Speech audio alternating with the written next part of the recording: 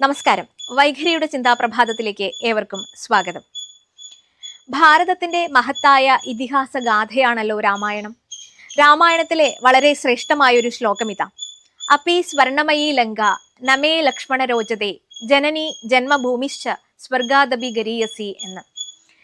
ഏതൊരു വ്യക്തിയുടെയും ഉള്ളിൽ മാതൃസ്നേഹത്തിന്റെയും ദേശസ്നേഹത്തിന്റെയും തീപ്പൊരി ആളിക്കത്തിപ്പിക്കുന്ന കാലാതീതമായ വരികളാണിത്. ലങ്കാപുരി എത്തി രാവണനെ വധിച്ച് സീതയെ വീണ്ടെടുത്തതിന് ശേഷം അയോധ്യയിലേക്ക് തിരിച്ചു പോകാൻ നിൽക്കുന്നതിന് മുൻപ് ലക്ഷ്മണൻ രാമനോടായി പറഞ്ഞു: ജ്യേഷ്ഠ, എത്ര മനോഹരമാണ് ഈ ലങ്കാപുരി, സ്വർണം കൊണ്ടും ഐശ്വര്യം കൊണ്ടും സമൃദ്ധം. മാത്രമല്ല, നമ്മൾ ഈ ലങ്കാപുരി ജയിച്ചടക്കിയ സ്ഥിതിക്ക് ജ്യേഷ്ഠൻ ഇവിടെ ഭരിക്കുകയോ അല്ലെങ്കിൽ ഇവിടെ താമസിക്കുകയോ ചെയ്തുകൂടെ? നമ്മൾ എന്തിനാണ് തിരിച്ച് അയോധ്യയിലേക്ക് പോകുന്നത് എന്ന്. ഇതിനുത്തരമായി രാമൻ പറഞ്ഞ വരികളാണ് നമ്മളിപ്പോൾ കേട്ടത്.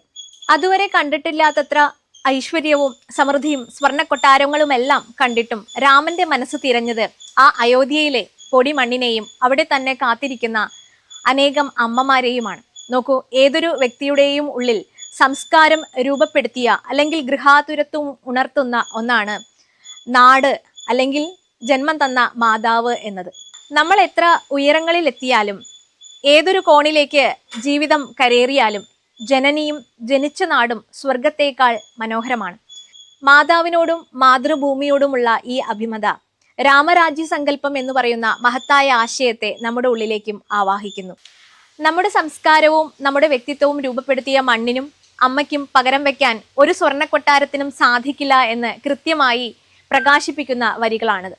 നമ്മളുടെ ജീവിതത്തിലേക്കും ഈ വരികളിലൂടെ നമുക്ക് ചിന്തിക്കാം. നമസ്കാരം.